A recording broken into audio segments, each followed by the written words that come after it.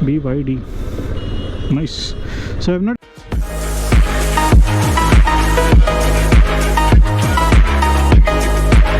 That's one thing. Third factor that might make you feel that this bike is better than the Dominar is the availability of all these gadgetry and gizmos in layman's term.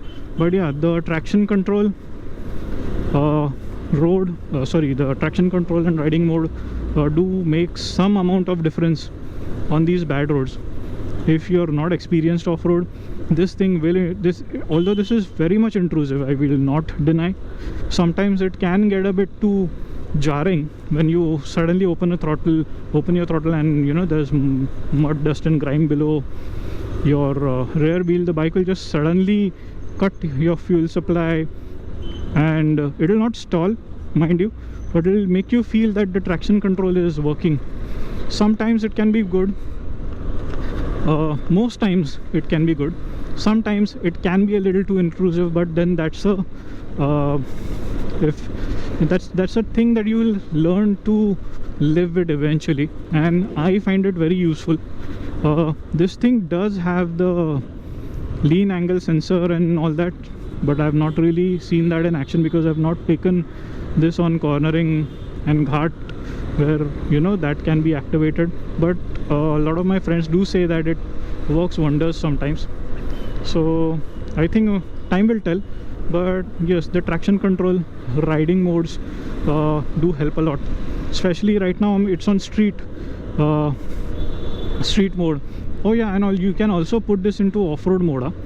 This thing has a special ABS mode called as off-road mode, wherein the front stays engaged and the rear disengages completely, so you have that flexibility to slide around with the rear and still having the safety net of the ABS in front. So that's a very big added advantage, and I kind of experienced that in one of my off-road stints when I had taken it to Uttan Beach once, and it makes a lot of difference, guys. It does make a lot of difference. And also you can turn off the traction control completely, which is another added benefit. And if you guys are into total off-road mode, it will help you slide around with your bike and have a lot of fun. The only drawback is that if you switch off the bike and switch it on, the traction control switches on by itself, which I think is a very good safety net. Some people find it intrusive, some people don't. I don't find it intrusive because in case if you forget to turn it on, you might land into problems some or the other time. It's better to have this safety feature and turn it off every time you want to disengage it, rather than you know landing in a bit of a surprise on our roads. So yes, these traction controls and these level of customizability does make a lot of difference. See, I'm not a very tech savvy person when it comes to traction controls and stuff. I like to have my bike as simple as possible, but yes, these things do make a lot of difference. So that was the third factor that I feel can make this bike better than the Dominar 400. Now the fourth factor is purely and purely performance. Yes, this thing is a heck of a performer. Although I cannot show this to you on video because I've not really opened the bike up. I've never got the opportunity, as I said in my earlier videos. As I've said in my earlier videos that I'm more of a sedate rider, and unless presented with the right opportunity, I don't rip my bikes. But yes, I did get a chance once. I'll check if I have the clip in my archives and I'll try to overlay that in this video if I find it. If not, I'll post some other video later on, sometime later, and link it to this video. But yes, this thing can perform. This is purely and purely the second gen Duke engine, and believe me guys, this thing can rip in the right hands. You can have a lot of fun. The benefit, one thing just adds to the benefit, is that the height of this bike, so it's very easy to tip this bike around corners. So KTM has played a very nice game generally when it comes to adventure bikes. If you have ridden the Himalayan 450, the new one, it is a little difficult to turn around because of the geometry of the bike. See, although I cannot comment too much on it because I've not extensively ridden it. Oh, BYD, nice. So I've not extensively ridden the 450 to comment on the handling, chassis and everything, but it did require a bit of an effort to turn the bike, whereas this thing is pretty much agile. I mean, it's more agile, way more agile than the Himalayan because of the 19-incher, if I'm not wrong. Also, the fact that it's a KTM.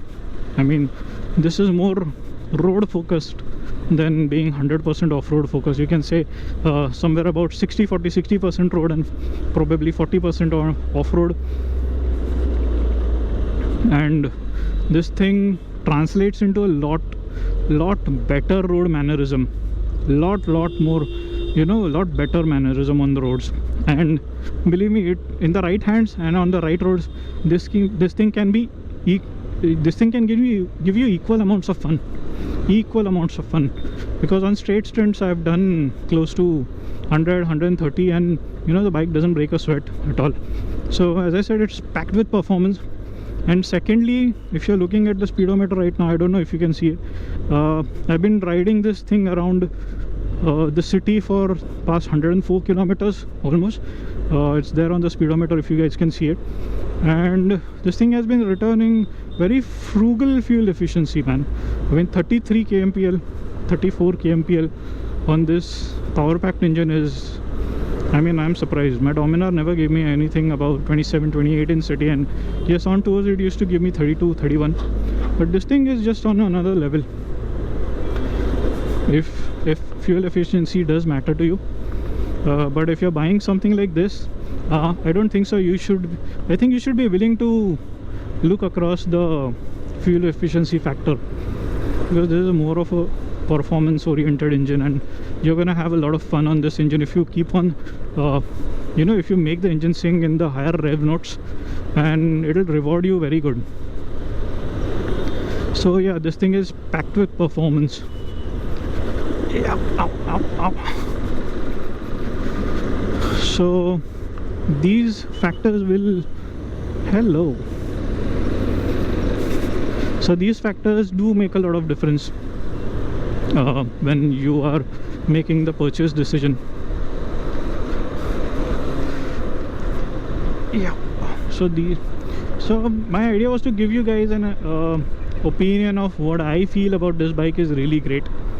Okay, and it's been a great journey till now. It's almost 2,300 kilometers. I have not kind of taken this bike on longer stints. I plan to start doing my tours after Feb due to some reasons. I can't really leave the city as of now due to workload and some other reasons which I'll talk about in later videos. Yeah, there's one thing that I would like to mention here is that in city this thing doesn't heat up. I mean, it does heat up, but the heat management on this thing is absolutely astounding. I mean, even if I'm standing on the road right now at a red signal, the engine is running, the heat is literally directed away from the rider, and you will feel slight bit of heat, but it will not be uncomfortable, sorry, what am I saying, it will not be uncomfortable, and it will you know, direct the heat away from the rider, and the engine heat doesn't go above half meter in my entire this, because I've ridden this bike even in hot summers in city, outside city, stop and go traffics, and it doesn't heat up, man. It's really good. I mean, they've managed the heat management really well. Whoa.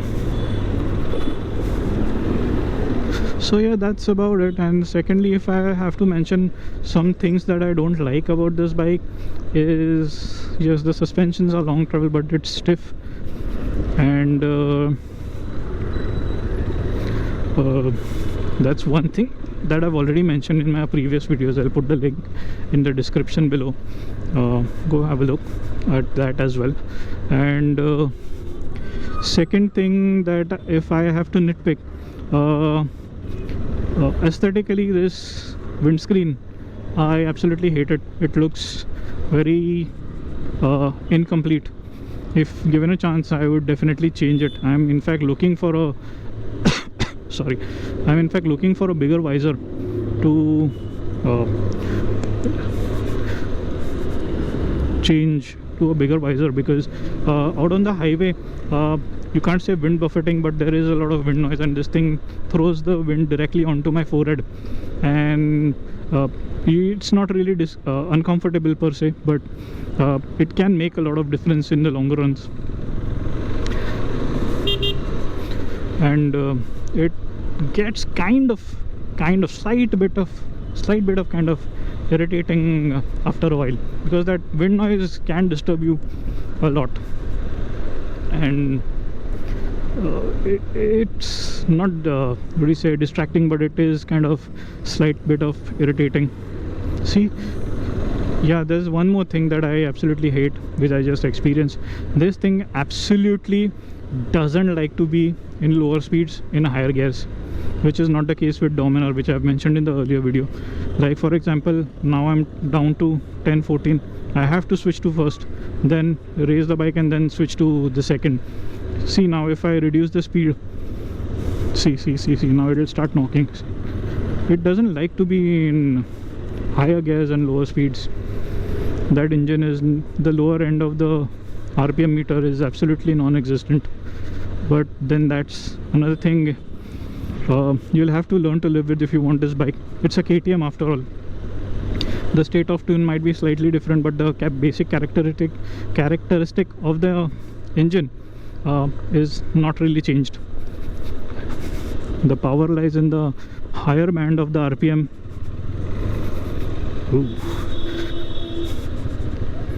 Sad. So sad to see such a good car being wasted.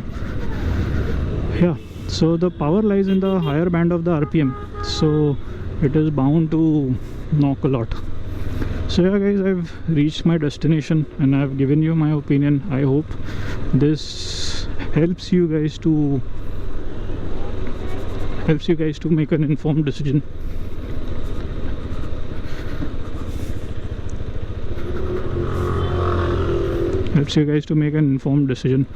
And as I always say, ride safe.